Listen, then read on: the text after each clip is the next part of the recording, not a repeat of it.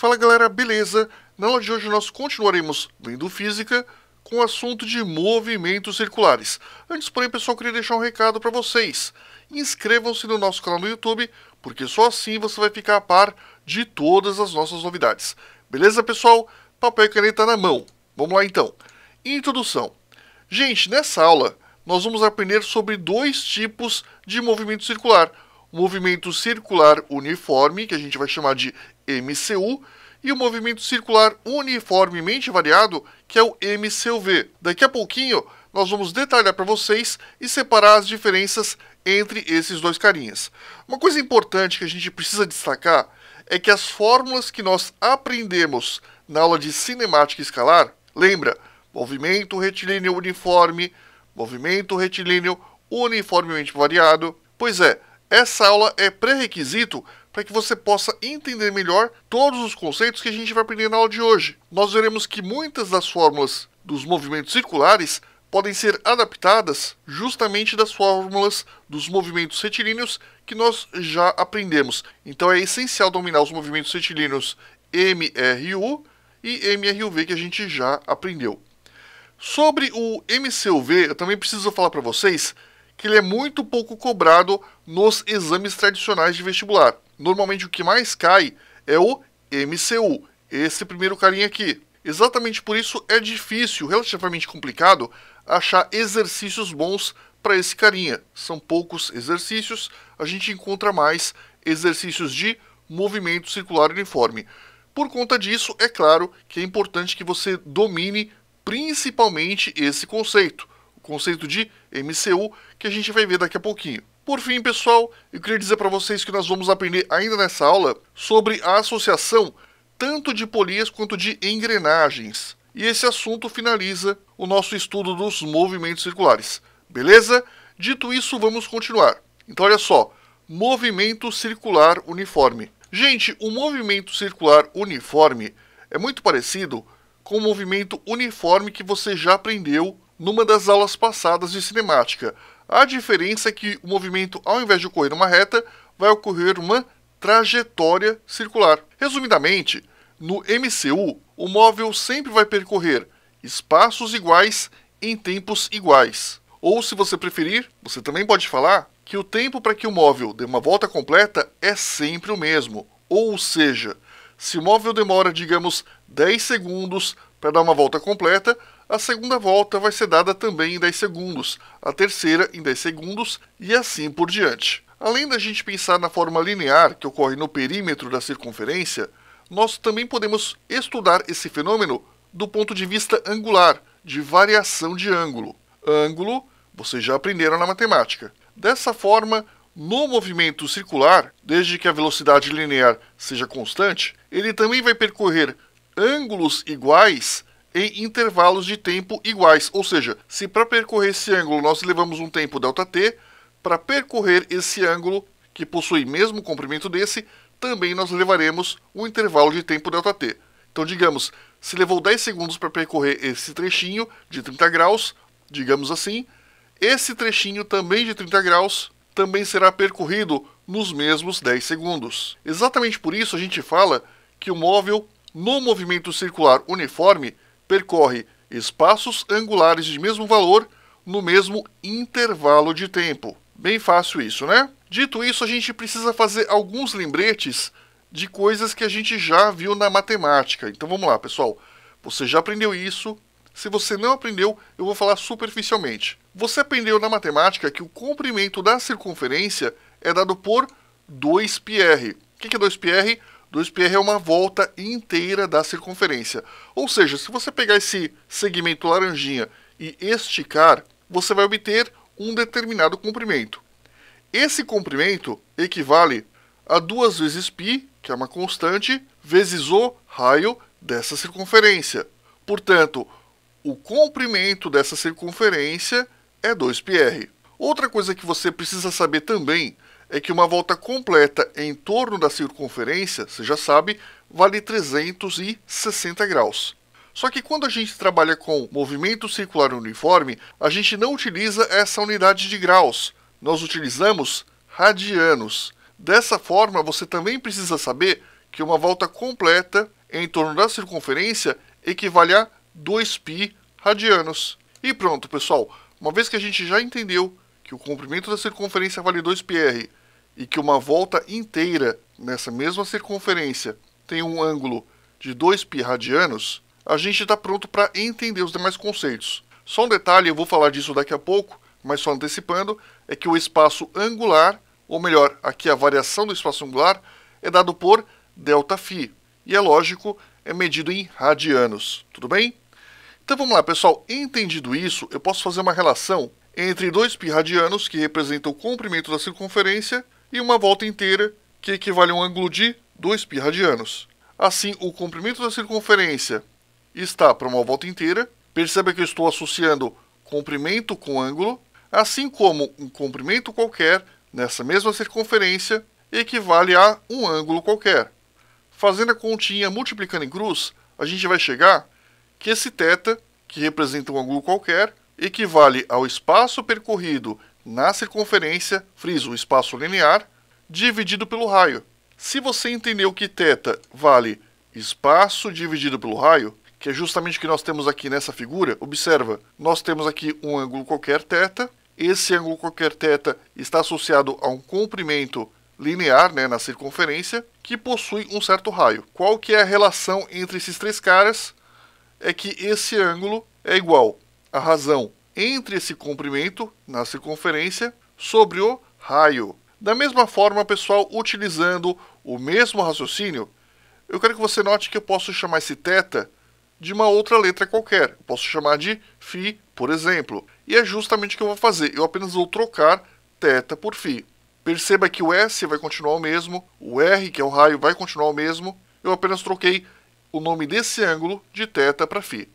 Assim sendo, é lógico que φ vale S sobre R. Ou seja, o espaço angular é igual ao espaço linear dividido pelo raio. E eu posso pegar esse raio que está dividindo, passo para o outro lado multiplicando, fica então que espaço linear é igual ao espaço angular vezes o raio. E eu sugiro que você guarde essa relação, porque ela é muito importante. Entendido o que é espaço angular, a gente vai falar, é claro, sobre a velocidade angular. Antes de qualquer coisa, a gente vai falar sobre a velocidade linear, aquela que você aprendeu lá no comecinho da cinemática, lembra? Velocidade é ΔS sobre ΔT. Bom, se velocidade é ΔS sobre ΔT, eu posso simplificar, pessoal, dizendo que velocidade é a razão entre o comprimento do espaço dividido pelo tempo decorrido. Então, simplificadamente, velocidade é a razão entre espaço e tempo. Tudo bem? Uma vez que você tenha compreendido essa parte, de modo muito parecido, a gente pode falar que a velocidade angular que nós temos vai ser o espaço angular dividido pelo tempo. E eu pergunto para vocês, quanto vale o espaço angular? Espaço sobre raio. Ou seja, a gente pode falar que velocidade angular é o espaço angular percorrido em um determinado intervalo de tempo. Logo, nós caímos nessa outra fórmula que é muito importante. E vamos continuar, pessoal. Eu vou agora estabelecer uma relação entre v, que é a velocidade linear, e ômega, que representa a velocidade angular. A gente acabou de ver que ômega vale φ dividido por t. Esse φ, pessoal, a gente viu no quadro anterior que vale S sobre R. Então, onde tem φ, eu coloco S sobre R. O que eu posso fazer agora? Se nós temos S dividido por R, tudo isso dividido por t, dividir é a mesma coisa que multiplicar pelo inverso. Então é como se eu tivesse S sobre R multiplicado por 1 sobre t. Isso vai dar para a gente S dividido sobre RT. Portanto, ômega é igual a S dividido por RT. Posso pegar esse raio que está dividindo, passo para o outro lado multiplicando. Ômega R é igual a S sobre t. E S sobre t, você já sabe que é a velocidade linear. Portanto, a velocidade linear vale ômega R. E essa equação fornece para a gente a relação entre a velocidade linear e a velocidade angular. Tudo bem, pessoal? Outra coisa importante é o cálculo da velocidade angular média. Como é que a gente calcula a velocidade angular média? Vamos esquecer o movimento circular. Como é que você calcula a velocidade média para um problema de cinemática numa trajetória retilínea? Muito simples. você faz que velocidade média vale ΔS sobre ΔT. De forma muito parecida, a velocidade angular média vale delta espaço angular sobre ΔT. Perceba, se fosse retilíneo, seria ΔS sobre ΔT. Como é angular, ΔΦ sobre ΔT. Tudo bem? Como vocês podem ver, quanto mais vocês conhecem do movimento uniforme e do movimento uniformemente variado para um trecho retilíneo, mais vocês conhecem do próprio movimento circular. Continuando, pessoal, função horária angular no MCU. Bom, a gente já viu que a velocidade vale ômega-r. Velocidade linear vale ômega, que é a velocidade angular, vezes o raio. Como você já sabe que V representa a velocidade linear e ômega velocidade angular, você já deve estar craque nisso, eu vou parar de falar um pouquinho de linear, angular, porque eu acho que já está bem claro, né, pessoal? Então vai ficar V igual a ômega-r, eu posso pegar esse R, que está multiplicando, passo para o outro lado dividindo. Fica então que V sobre R é igual a ômega. E perceba que a gente já tinha visto que o espaço dividido pelo raio vale φ, que é justamente o espaço angular. Então observa o seguinte, olha que legal. Você já sabe que S é igual a S0 mais VT, que é a equação que a gente já aprendeu na cinemática convencional. Se você dividir cada um desses termos por R, olha o que a gente vai obter. Eu vou obter S por R, S0 sobre R, VT sobre R. E eu pergunto para vocês, o que é S sobre R? φ. O que é S0 sobre R? Bom, se S sobre R é φ, S0 sobre R, φ0. E o que é V sobre R? É ômega. Então nós temos ômega que multiplica T. Portanto, pessoal, nós chegamos nessa equação importantíssima que é utilizada no movimento circular e uniforme, que é φ é igual a φ0 mais ômega T. O espaço angular é dado pelo espaço angular inicial mais a velocidade angular vezes o tempo. Continuando, pessoal, vamos falar agora sobre período e frequência. A gente já viu que o MCU ele é um movimento periódico, ou seja, ele se processa sempre da mesma maneira. Se o tempo para dar uma volta completa é 3 segundos, o tempo para dar a segunda volta completa também vai ser 3 segundos e assim por diante. É um movimento que se repete sempre do mesmo jeito. Se esse movimento se repete sempre do mesmo jeito, ele é o quê? Ele é periódico. Se ele é periódico, pessoal, a gente pode definir um conceito chamado de período do movimento. O que é o período do movimento? É o tempo para que você possa dar uma volta completa. Então, se o tempo para dar essa volta completa é de 3 segundos, o período vale 3 segundos. Olha que complicado, né? Além do conceito de período, nós temos também o conceito de frequência, que é um pouquinho mais complicado, mas não tanto. O que a frequência diz pra gente? A frequência diz pra gente quantas voltas vão ser dadas por unidade de tempo. E assim sendo, a gente pode estabelecer uma relação matemática entre frequência e período. Então olha só que nós temos voltas e aqui nós temos tempo. Uma volta, o tempo para uma volta, a gente sabe que é o período. Então quantas voltas f eu dou por unidade de tempo? Não sei. Multiplicando em cruz, eu vou obter que f vezes t vale 1 vezes 1, que é 1. Portanto, f vezes t vale 1. E eu posso pegar esse t que está multiplicando, passo para o outro lado dividindo. Fica então que f é igual a 1 sobre t. Ou seja, a frequência é o inverso do período. Olha que legal. Uma vez que você tenha entendido isso, eu preciso falar mais algumas coisinhas importantes. Primeiramente, o período nada mais é do que um tempo. Então, se ele vai ser dado em segundos, minutos, etc., não importa. O que importa é que o período vai ser dado em unidade de tempo que você já conhece. Se o tempo para dar uma volta é 3 segundos, o período é 3 segundos. Ponto final. Já a frequência é que complica um pouquinho, pessoal. A frequência, a unidade padrão, é o Hertz. E eu quero que você note que 1 Hertz representa uma volta por segundo, ou uma rotação por segundo. Se você entendeu isso, pensa comigo. 1 Hertz é uma rotação por segundo, que pode ser representado por 1 RPS, de maneira informal, né? Porque de maneira formal, uma rotação por segundo é 1 Hertz. Maravilha. Se nós temos um móvel executando uma volta por segundo, quantas voltas ele faz no minuto? 60. Ou seja, 60 rotações por minuto também é um hertz. Logo, você pode falar que um hertz equivale a 60 rotações por minuto ou uma rotação por segundo. Conhecendo essas duas relações, utilizando regra de 3, você consegue fazer qualquer tipo de conversão de rotações por segundo ou rotações por minuto em hertz. Tudo bem? Vamos lá então, pessoal. Agora a gente vai falar um pouquinho de velocidade angular, período e frequência. A gente vai relacionar um pouco esses caras. Então, olha só, gente. A gente já aprendeu que φ é igual a φ0 mais ômega-t. Olha como tudo se relaciona.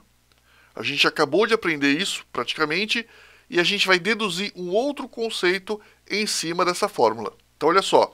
φ é igual a φ0 mais ômega-t. A gente sabe que o tempo para uma volta é o quê? Você está cansado de saber? É o período. E quanto vale um ângulo de uma volta completa em radianos? 2π radianos. Perfeito. Então, olha só, para uma volta, olha o que você vai ter. Quanto vale o seu ângulo? O seu ângulo é 2π, 2π radianos, né? Quanto vale o ângulo inicial? A gente vai supor que começa do zero. 0 radiano, portanto, zero. E quanto vale o seu tempo? O seu tempo para uma volta é o período, T maiúsculo. Eu vou ficar com 2π é igual a 0 mais ômega-t. Eu posso escrever, então, que 2π é igual a ômega-t. Eu posso passar o t para lá, vai ficar ômega é igual a 2π sobre t. Então, eu posso escrever que ômega é igual a 2π sobre t. Bom, se você concorda comigo que ômega é igual a 2π sobre t, você vai lembrar que frequência é o inverso do período. Assim sendo, onde tem t, eu posso quebrar esse cara como sendo 1 sobre t. Perceba, quanto que é 2π vezes 1? Dá 2π, então vai ficar 2π sobre t. 2π dividido por t, dividir é multiplicar pelo inverso. Então eu posso escrever isso aqui como sendo 2π multiplicado por 1 sobre t. E quanto vale 1 sobre t? Vale f. E disso, ômega é igual a 2π vezes f. E essa é uma outra relação muito importante. Precisa memorizar as duas? Não. Se você já sabe que f é igual a 1 sobre t, decora, por exemplo, essa, que facilmente você chega nessa outra formulinha, tudo bem? Outra coisa importante que a gente vai aprender agora é relacionar o número de voltas com o período ou a frequência. Então, olha só. O tempo para uma volta é o período. Então, uma volta, o tempo se chama período. E se eu tiver n voltas, eu vou ter um tempo qualquer, que eu vou chamar de ΔT. Feito isso, eu posso falar para vocês que n vale esse cara vezes esse, ΔT vezes 1, dividido pelo período. Então, a gente fica com n é igual a ΔT sobre período. Da mesma forma, a gente sabe que ΔT sobre período, eu posso quebrar esse cara, essa expressãozinha, como sendo ΔT vezes 1 sobre período. E, gente, 1 sobre período é o que mesmo? Muito bem, a frequência. Portanto, o número de voltas é ΔT vezes a frequência.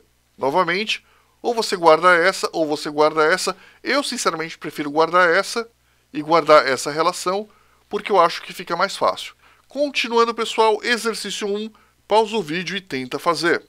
E aí, pessoas fizeram um ponto material descreve um movimento circular uniforme com o módulo da velocidade angular igual a 10 radianos por segundo. Após 100 segundos, o número de voltas completas percorridas por esse ponto material é...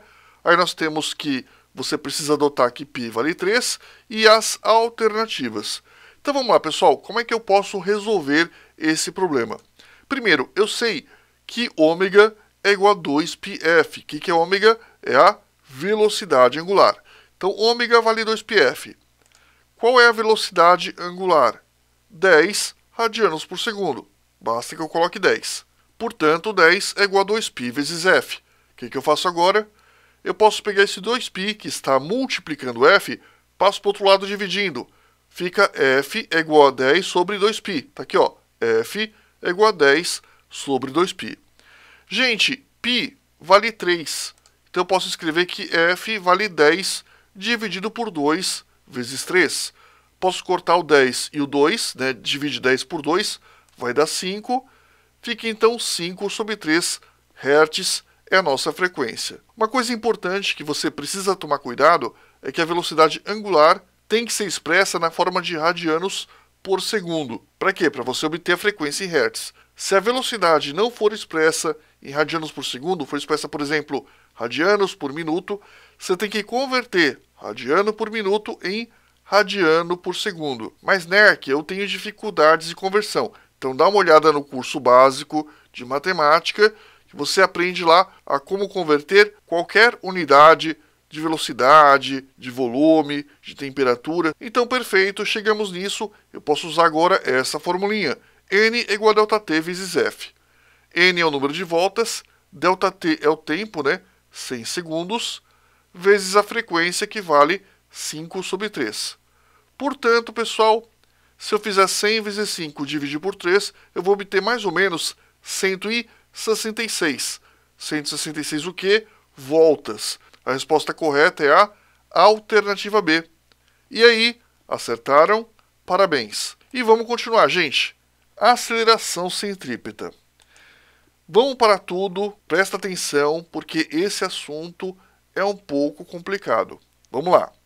Um conceito que causa uma certa confusão entre os alunos é justamente o da aceleração centrípeta. No movimento circular e uniforme, por mais estranho que possa parecer, existe uma aceleração, que é chamada de aceleração centrípeta, e que sempre aponta para o centro da curva. Então, não importa a posição dessa bolinha, a aceleração centrípeta sempre vai estar apontando para o centro da curva. E aí você vai me perguntar, mas NERC, como é possível, no movimento circular, que é chamado de uniforme, existir a aceleração?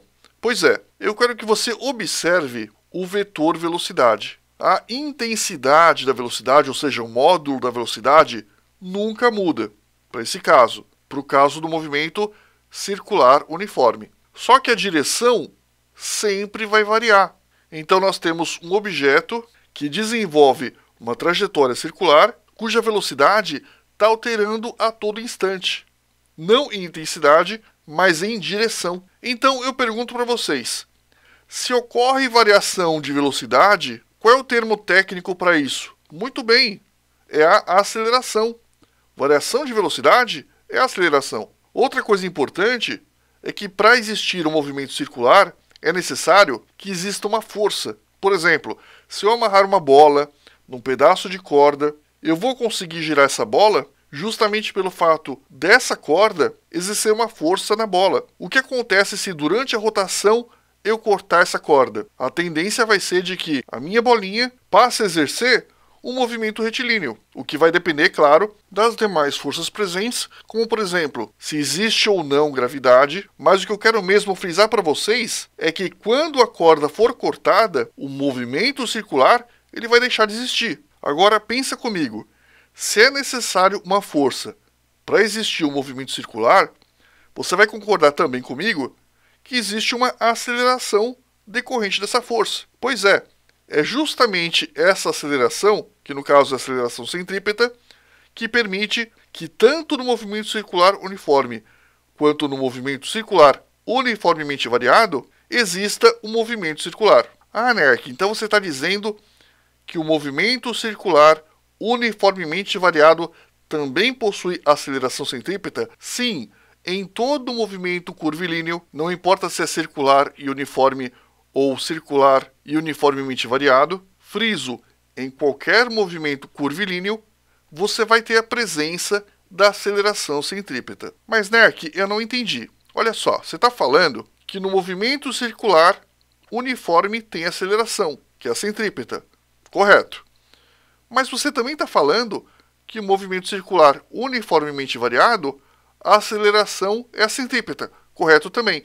Ué, mas se os dois movimentos têm a mesma aceleração, qual que é a diferença?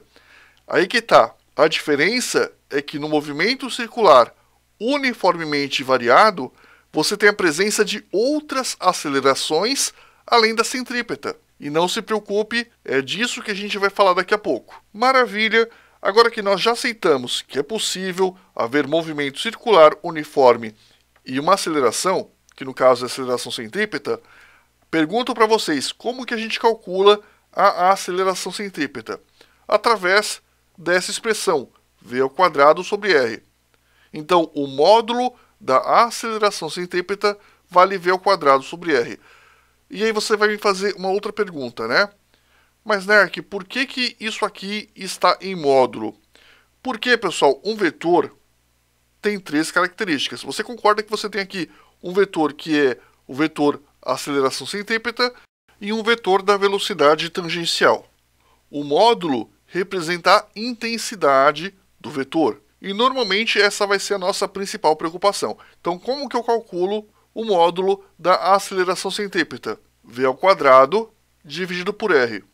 Gente, a dedução disso aqui é um pouco chatinha. Normalmente eu sempre deduzo tudo para mostrar para vocês a origem das coisas. Mas nesse caso é um pouco mais chatinha. Eu vou pedir para que vocês acreditem em mim. Se você ficar muito incomodado com isso, em alguns livros de física, ou mesmo na internet, você consegue achar deduções para a aceleração centrípeta chegar nesta formulinha, tudo bem? Então, por enquanto, a gente vai confiar que a aceleração centrípeta é v² sobre r. Peço que vocês acreditem em mim. Perfeito! Entendido a aceleração centrípeta, eu quero que você recorde que v é igual a ômega-r. Então, olha que legal.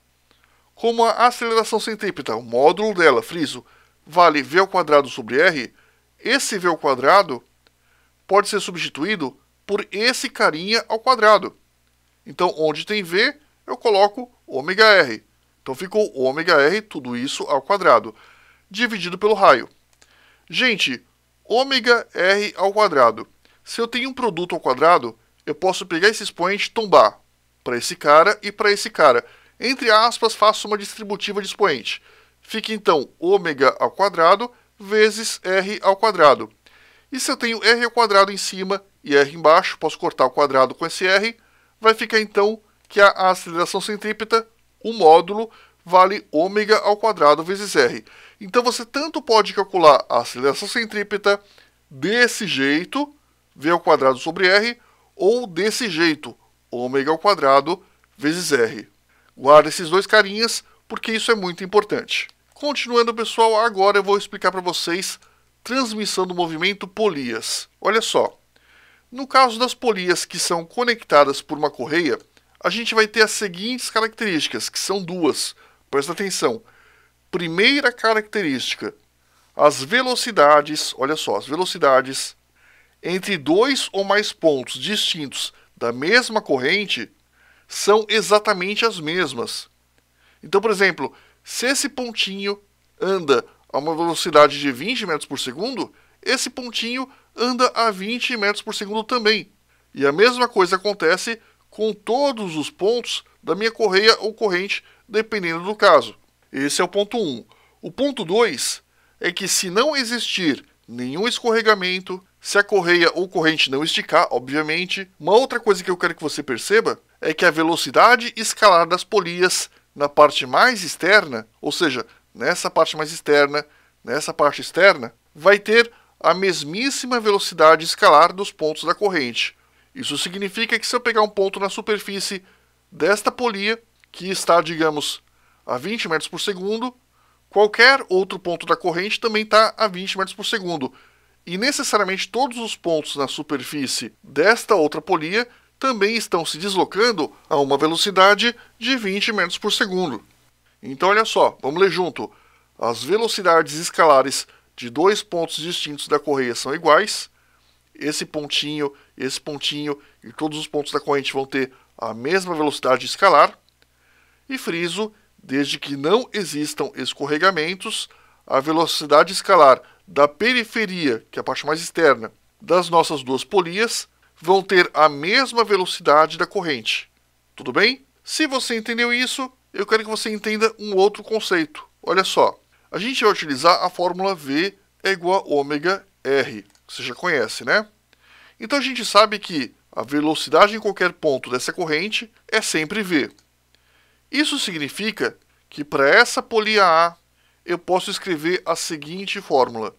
V é igual a ômega A vezes RA. Como a velocidade é igual para todo mundo, velocidade escalar, né? Eu coloquei V. Então V é igual a ômega A vezes RA. Para o B é a mesma coisa. V é igual a ômega B, RB. E eu posso dividir a equação 1 pela equação 2.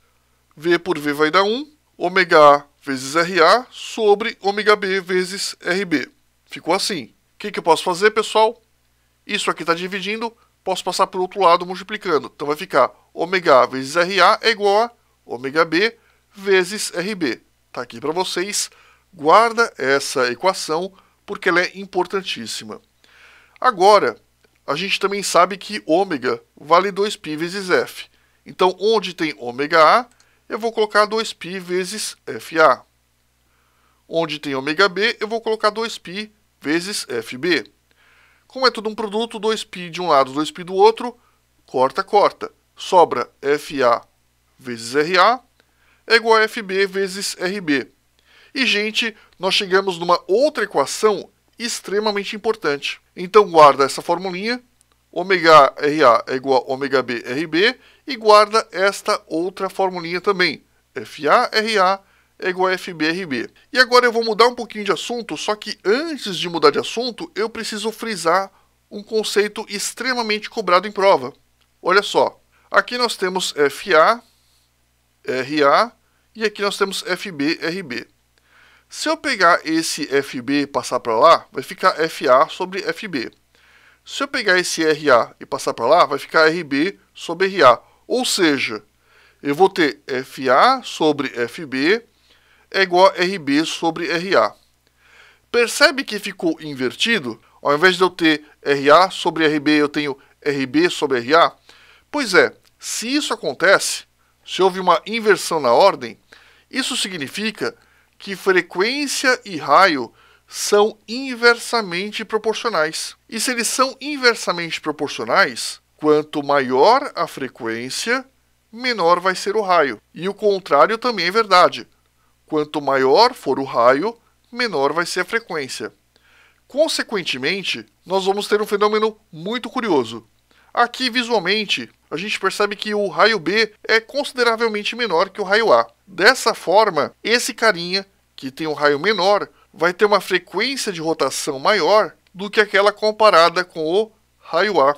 Tudo bem? Friso, quanto menor for o raio, maior vai ser a frequência do movimento. Guarda isso. E vamos lá, pessoal. Exercício 2. Pausa o vídeo e tenta fazer. E aí, pessoas, fizeram duas polias A e B ligadas por uma correia inextensível, tem raios RA 60 cm e RB 20 cm, conforme este desenho. Admitindo que não haja escorregamento da correia e sabendo que a frequência da polia A é FA, que vale 30 RPM, então a frequência da polia B é... Vamos resolver. Eu acho que todo mundo conseguiu, né, gente? FA, RA é igual a FB vezes RB. Quanto vale FA? 30 RPM. Quanto vale RA? 60 centímetros. Quanto vale FB? Não sei. Quanto vale RB? 20 centímetros. Eu posso pegar esse 20 que está multiplicando, passa para o outro lado dividindo. Fica então que FB vale 30 vezes 60 sobre 20. Está aqui, ó. Resolvendo, é uma continha fácil, né? Vai dar 90 RPM. O que eu fiz? Eu posso dividir 60 por 20, vai dar 3. 30 vezes 3, 90. 90 o quê? 90 rotações por minuto. E aí, pessoal? Acertaram? Parabéns. Vamos lá. Transmissão do movimento. Vamos falar agora sobre engrenagens. Gente, o caso de engrenagens é muito parecido com o caso de polias. Muito parecido. As fórmulas, inclusive, são as mesmas. São realmente pequenas diferenças. A diferença básica que nós vamos ter no primeiro momento é que as engrenagens, elas agem por contato. Então eu tenho uma engrenagem aqui, que eu vou chamar de engrenagem A, e uma outra engrenagem, que é a engrenagem B. Perceba que elas estão em contato. Outra coisa importante é que os sentidos de rotação para duas engrenagens em contato são invertidos. Então, se, por exemplo, essa engrenagem girar no sentido horário, essa outra engrenagem vai girar no sentido anti-horário e vice-versa. Novamente, eu quero que vocês percebam que as velocidades na periferia vão ser exatamente iguais. Portanto, mesma fórmula, né, pessoal? ômega RA é igual a ômega B RB e FA RA é igual a FB RB. Olha que legal, pessoal. Duas fórmulas a menos que você precisa memorizar. E novamente, claro, friso para vocês, frequência e raio são inversamente proporcionais. Então, por exemplo, se esse cara tem um raio menor, a frequência de rotação desse cara vai ser maior que a desse outro. Tudo bem? Continuando, exercício 3, pausa o vídeo e tenta fazer. E aí, pessoas, fizeram? Vamos lá. As engrenagens A, B e C de raios RA, RB e RC, ao lado desenhadas, esses caras fazem parte de um conjunto que funciona com um motor acoplado à engrenagem de raio RA igual a 20 centímetros, fazendo-a girar com frequência constante de 120 rotações por minuto, no sentido horário. Conhecendo o raio RB, que vale 10 centímetros, e o raio RC, que vale 25 centímetros, pode-se afirmar que no sistema internacional, a aceleração de um ponto da periferia da engrenagem C tem módulo igual a, aí nós temos que considerar π ao quadrado igual a 10. E aqui nós temos as alternativas. Bom, pessoal, exercício não complicado, mas é chato. Primeiramente, a gente sabe que para duas engrenagens em contato, por exemplo, para a engrenagem C e para a engrenagem B, eu tenho essa relação. FB-RB vai ser igual a FC-RC. E se eu pegar essas outras duas em contato, eu vou obter que FA-RA é igual a FB-RB. Então perceba, FA-RA é igual a FB-RB. E esse cara é igual a FC-RC. Perceba, se esse é igual a esse e esse é igual ao outro, então eu posso concluir que esse cara é igual a esse outro aqui. Conclusão. FA-RA é igual a FB-RB, que é igual a FC-RC. Dito isso, pessoal, eu vou substituir os valores. Vamos lá, então. FA 120, RA 20, FB eu não sei, RB 10, FC eu não sei, RC vale 25. Uma dica para vocês. Nós temos uma igualdade de 3 membros. Primeiro membro, segundo membro, terceiro membro. Eu posso pegar 2 membros quaisquer e comparar. Então, vou pegar esse cara e comparar com esse. Logo, FC vezes 25 é igual a 120 vezes 20. Tá aqui para vocês. Continha super fácil. Olha como eu faço, pessoal. Eu vou quebrar o 120 como 24 vezes 5. O 20 é 5 vezes 4. E 25 todo mundo sabe que é 5 vezes 5. Então, eu vou cortar 5 vezes 5 em cima, 5 vezes 5 embaixo. Sobra 24 vezes 4, que vai dar 96 RPM. 96 rotações por minuto é a mesma coisa que 96 rotações a cada 60 segundos. Ou seja, 1,6 Hz. Eu fiz desse jeito que eu acho mais rápido, mas se você quiser, você também pode utilizar qualquer método que você prefira para converter RPM para Hz. Inclusive, você pode utilizar uma regrinha de 3 para isso, tudo bem? Então ficou que 96 RPM é igual a 1,6 Hz. E agora, pessoal, ômega é igual a 2πf. Eu vou continuar. Ômega é igual a 2π vezes a frequência, que vale 1,6. Portanto, ômega vale 3,2π radianos por segundo. O que eu estou fazendo? Eu estou calculando a velocidade angular para a engrenagem C, tudo bem? Então vai ficar ômega é igual a 2πf, então ômega de C é igual a 2π vezes 1,6, que é a frequência do C. Ficou então que ômega vale 3,2π radianos por segundo. E vamos continuar. Gente, a aceleração centrípeta é ômega ao quadrado vezes R. Por que eu vou fazer isso? Porque é justamente o que ele pergunta para mim, né? Qual que é a aceleração de um ponto da periferia da engrenagem C e eu preciso calcular. Obviamente, quando a gente fala de aceleração, no movimento circular e uniforme, só existe uma aceleração, que é a própria aceleração centrípeta. E a aceleração centrípeta vale ômega ao quadrado vezes R, é uma das fórmulas que a gente pode utilizar. Então vai ficar, a aceleração centrípeta para a engrenagem C vale ômega ao quadrado, que é esse valor ao quadrado, vezes o raio. A aceleração centrípeta vale 3,2 π ao quadrado. Gente, um produto ao quadrado, isso eu acho que eu inclusive fiz hoje para vocês em outro exercício. Então, se eu tenho um produto ao quadrado, eu posso distribuir, entre aspas, esse expoente para todos os termos. Vai ficar 3,2 ao quadrado vezes π ao quadrado. 3,2 ao quadrado vai dar 10,24. E π ao quadrado, deixo desse jeito. E o raio, pessoal, tem que tomar um cuidado especial. Aqui nesse caso, o raio está em centímetros, só que eu não posso trabalhar com raio em centímetros. Eu tenho que converter esse cara para metro. 25 centímetros em metro vai dar 0,25 metro. Tudo bem? E eu já sei que você está com uma outra dúvida. Por que você não fez a conversão aqui, Nerk? Daqui a pouquinho eu vou explicar para vocês. Então vai ficar que a aceleração centrípeta vale 10,24 vezes π ao quadrado vezes 0,25. E, gente, fazendo a continha, né? Π ao quadrado, ele fala para a gente que é 10. Multiplicando esses caras, eu vou obter que a aceleração centrípeta vale 25,6 metros por segundo ao quadrado. E isso dá a alternativa C. Então vamos lá, deixa eu explicar a parte matemática. Pessoal, quando você tem unidades multiplicativas, por exemplo, centímetro, metro e outras unidades em que a conversão é baseada em produto, em alguns casos você não precisa fazer conversão, porque existe um cancelamento de unidades. Então, se por exemplo você tem FA-RA igual a FB-RB, que foi justamente o que a gente fez no exercício passado, né? Deixa eu voltar um pouco mais. Aqui, ó. FA-RA igual a FB-RB. Perceba que eu peguei o raio do jeito que estava, a frequência do jeito que estava e fiz o cálculo sem me preocupar com conversão. Por que isso? Deixa eu explicar para vocês um conceito que é um pouquinho complexo, mas eu acho que vocês vão entender. Pega só esse cara, FA vezes RA. Qual que é a unidade desse produto aqui? Aqui nós temos FA-RA. FA é dado em RPM e o RA em centímetros. Então eu tenho RPM vezes centímetro.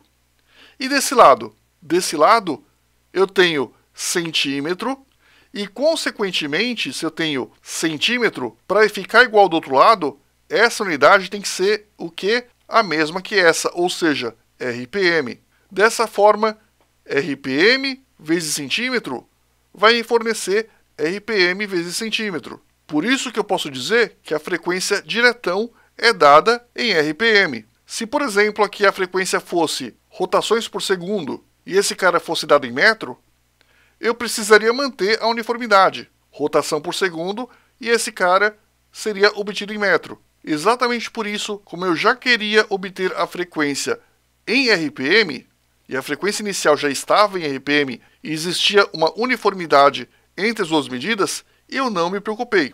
Se você sabe disso, facilita muito na resolução de algumas contas.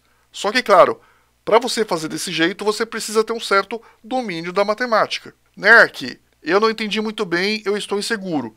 Então, olha só, se você não entendeu muito bem ou se você está inseguro em relação a se converte ou não a unidade, olha que 10. Na dúvida, você pode fazer conversão. Então, por exemplo, você ficou incomodado que o raio eu utilizei em centímetros dos dois lados? Não tem problema.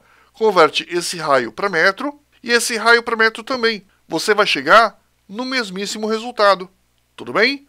Fica de dica para vocês. Então aqui, ó, deixa eu avançar. Máquina do tempo, onde é que eu parei? Eu parei, acho que aqui no finalzinho, né? Então aqui, pessoal, o que a gente vai obter? Aqui a gente obteve que a aceleração centrípeta vale esse valor, só que para poder calcular aqui no caso, novamente, eu preciso ter uma uniformidade de medidas. As unidades da aceleração centrípeta têm que ser compatíveis com as unidades desse produto. E a aceleração centrípeta, ela precisa ser dada em metros por segundo ao quadrado. Então, para manter a uniformidade, para que exista a unidade metro aqui, esse raio tem que ser dado em metros. Não faz sentido aqui no caso eu ter um raio em centímetro e obter um resultado em metro. O metro, entre aspas, não vai aparecer por mágica. Você precisa fazer a conversão. Mas friso, pessoal, se você ficou incomodado ou incomodada que aqui eu fiz a conversão e aqui não, não tem problema. Faça a conversão sempre, você nunca vai errar, tudo bem? E vamos continuar, gente. Resumo de MCU. pausa o vídeo, dá uma copiada. E aí, pessoas, copiaram? Vocês têm aqui fórmulas e conceitos muito importantes. Eu vou então continuar. Vamos lá então. Vamos agora mudar um pouco de assunto e vamos tratar do famoso MCUV. Gente, no movimento circular uniformemente variado, tem aceleração centrípeta da mesma forma que nós tínhamos no MCU, porque todo movimento circular possui aceleração centrípeta. Ponto. No entanto, nós não temos apenas a aceleração centrípeta, nós temos também a presença da aceleração tangencial. E se nós temos a presença de uma aceleração tangencial, o módulo da velocidade linear vai o quê? Vai se alterando com o tempo. Isso significa também que o MCUV ele não é mais um movimento periódico, porque ele não leva ao mesmo tempo para dar a mesma volta. Então, por exemplo, se uma volta demorou 10 segundos, a próxima volta não vai levar 10 segundos para ser efetuada. O movimento não é periódico. Assim sendo, não faz sentido falar em período, não faz sentido falar em frequência quando você trabalha com movimento circular uniformemente variado. Tudo bem? Por quê? Porque ele não é periódico. Porque como a velocidade varia, o tempo para cada volta também é variável. E não existe período variável. Uma vez que você tenha entendido isso, a gente pode estudar a aceleração em vários aspectos. Então, friso, você tem a aceleração centrípeta, porque qualquer movimento circular tem uma aceleração centrípeta. Você vai ter também uma aceleração tangencial, e a composição dessas duas acelerações vão me fornecer uma outra aceleração, que é chamada de aceleração total. E eu quero que você note que a aceleração centrípeta e a tangencial, elas sempre vão formar 90 graus entre si. Consequentemente, essa aceleração total vai ser calculada por Pitágoras. Eu posso falar que a aceleração total em módulo vale raiz quadrada dessa aceleração total ao quadrado mais essa aceleração centrípeta ao quadrado. Além disso, a gente também pode pensar não apenas de forma linear, mas também de forma angular. Por esse motivo, eu tenho aqui uma aceleração angular, que é dada pela aceleração tangencial dividida pelo raio. Aí você vai me perguntar, mas Nerk, como que você obteve a aceleração angular? Se você lembrar lá no comecinho da aula, deixa eu voltar para vocês. Deixa eu voltar. Aqui, pessoal. Eu quero que vocês percebam que o espaço foi dividido pelo raio, me deu o espaço angular. A velocidade dividido pelo raio deu a velocidade angular.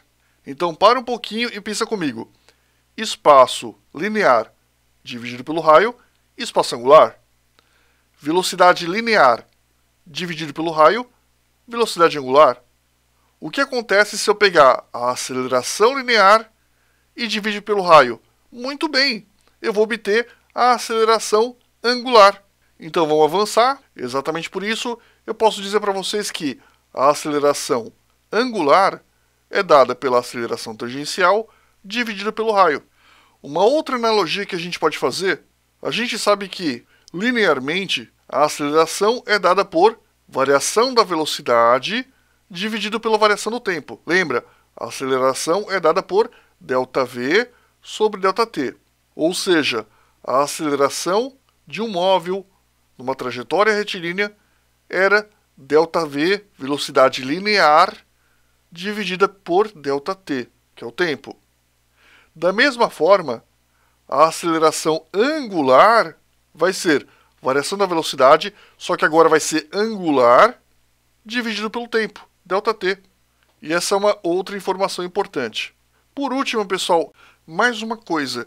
Dependendo do livro didático que você utilizar, alguns livros vão usar a letra gama, outros vão utilizar a letra alfa para representar a aceleração angular. Eu estou utilizando gama, mas você, no seu material, pode utilizar a letra alfa, sem problema algum. Tudo bem? E vamos lá. A partir disso, nós temos as fórmulas do MCU e eu queria discutir alguns detalhes antes de vocês copiarem. Gente, lembre que eu pegava toda a equação, dividia pelo raio e eu podia chegar numa nova equação que era adaptável ao movimento circular? Pois é, Eu vou fazer isso com as 3 equações do MRUV. Lembra? No movimento retilíneo uniformemente variado, você tinha que S é igual a S0 mais V0t mais AT quadrado sobre 2. V é igual a V0 mais AT e V ao quadrado é igual a V0 ao quadrado mais 2A delta S. Essas fórmulas eu espero vocês estão cansados de saber. Olha que legal, para tudo. Vamos recordar. O espaço angular é o espaço dividido pelo raio. A velocidade angular, velocidade dividida pelo raio. E a aceleração angular, adivinha? A aceleração, que no caso é a tangencial, né? Dividida pelo raio. Ou seja, vamos dividir toda essa equação pelo raio e vamos ver o que a gente obtém. S por R vai dar φ. S0 por R, φ0. V0 por R, ômega 0. E A por R, nós vamos obter gama. Então, φ é igual a φ0 mais ômega 0t mais gama t quadrado sobre 2. Aqui é a mesma coisa. Dividindo todos esses caras por R, ômega é igual a ômega 0 mais gama t. E como que a gente deduz a última equação? Muito fácil. O Torricelli é deduzido da seguinte forma. Você pega o tempo numa das equações, substitui na outra, você cai no Torricelli. Mesma coisa aqui, ó.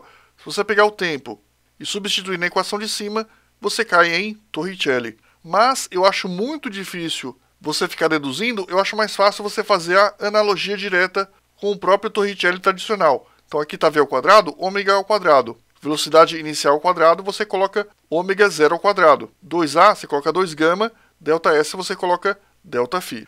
E é isso, pessoal. Pausa o vídeo, dá uma copiada. E aí, pessoas, copiaram? Continuando, exercício 4. Vamos lá, então.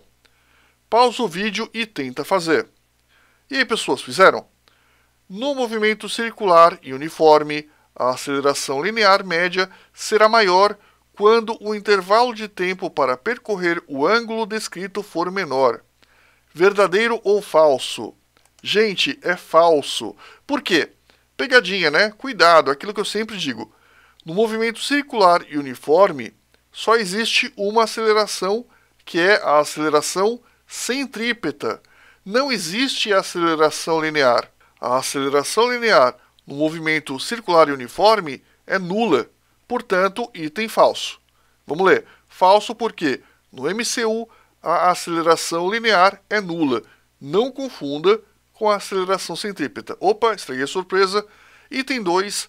No movimento circular retardado, a força tangencial deverá ter sentido contrário ao da velocidade vetorial.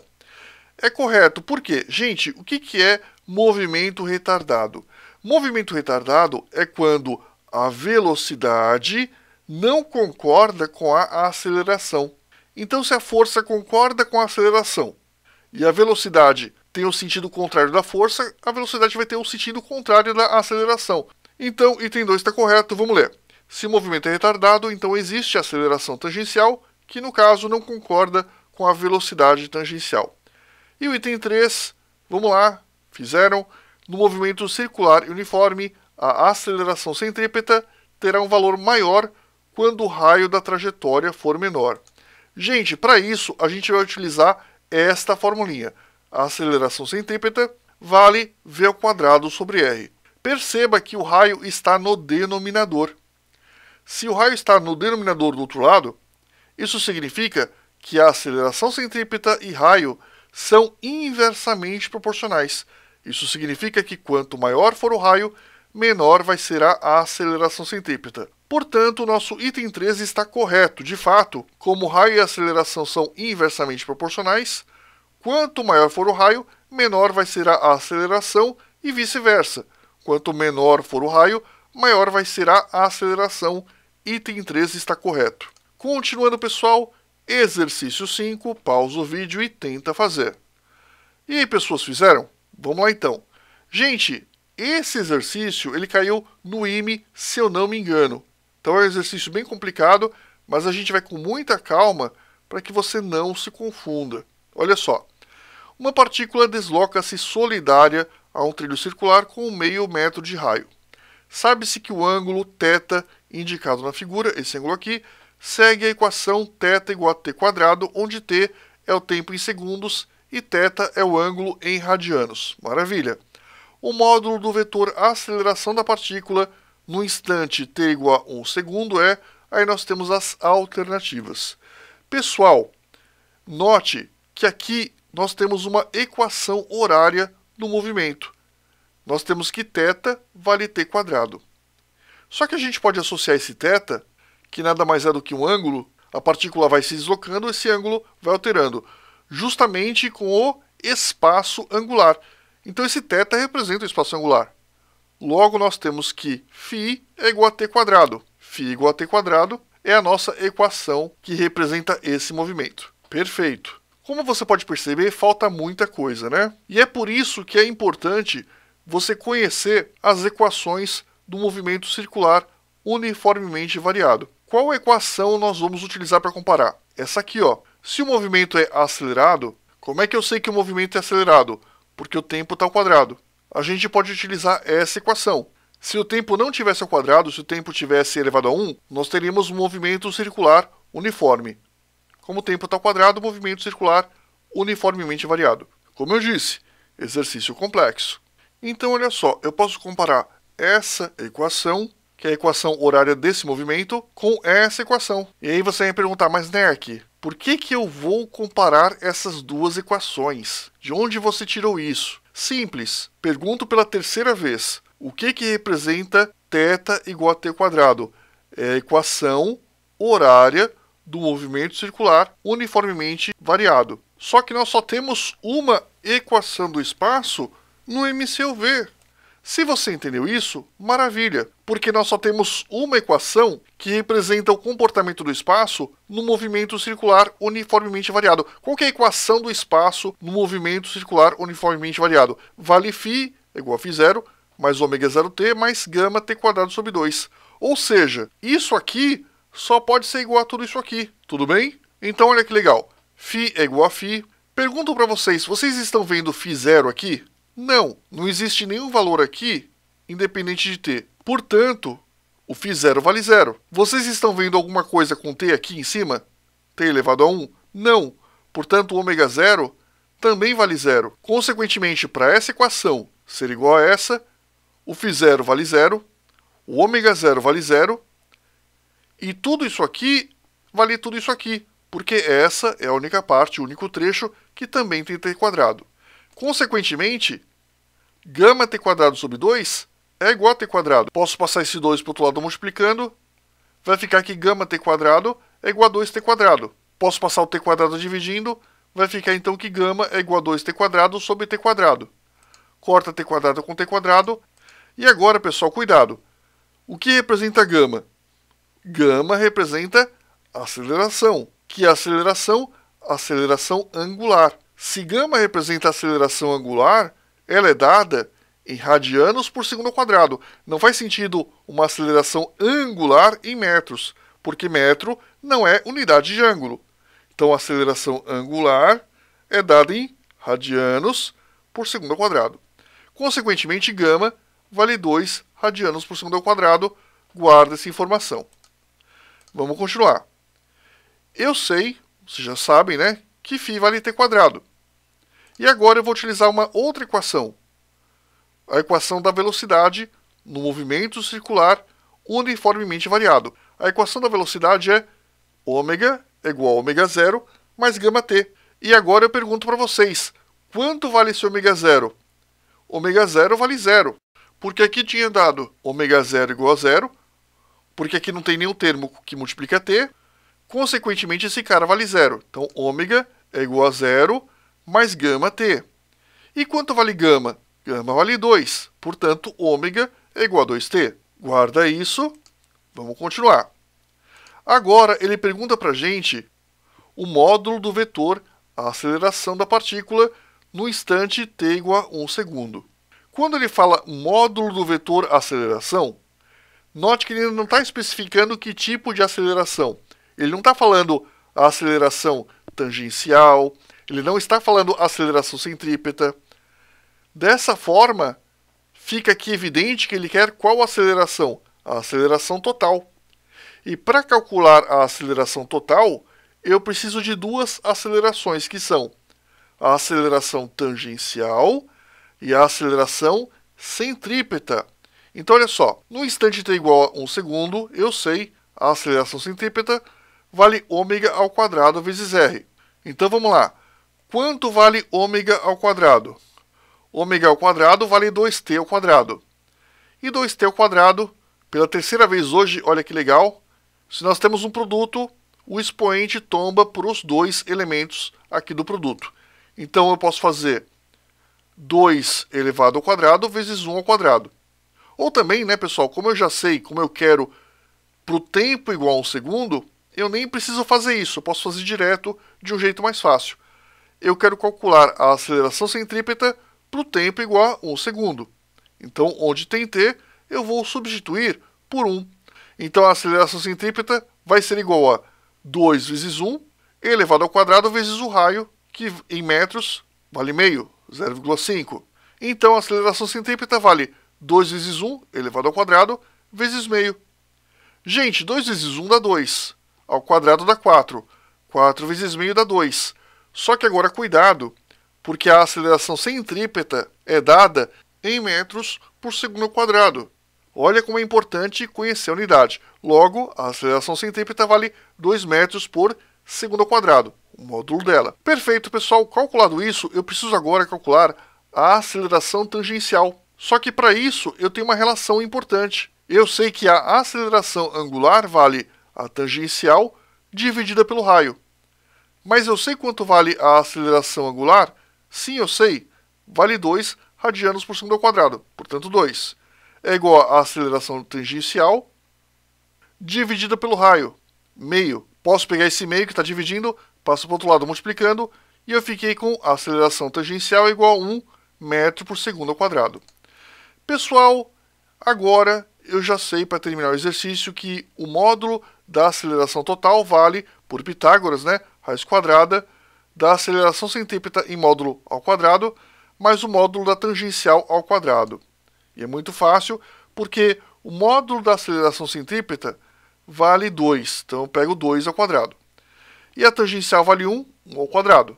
Soma esses dois dentro da raiz, eu vou ficar com 4 mais 1, que vai dar 5, na raiz quadrada vai dar raiz quadrada de 5. Portanto, a aceleração total em módulo vai ser raiz de 5 metros por segundo ao quadrado. E isso, pessoal, corresponde à alternativa A. Ufa, exercício complicado, né, pessoal? E aí, acertaram? Parabéns! Beleza, pessoal? Valeu, então!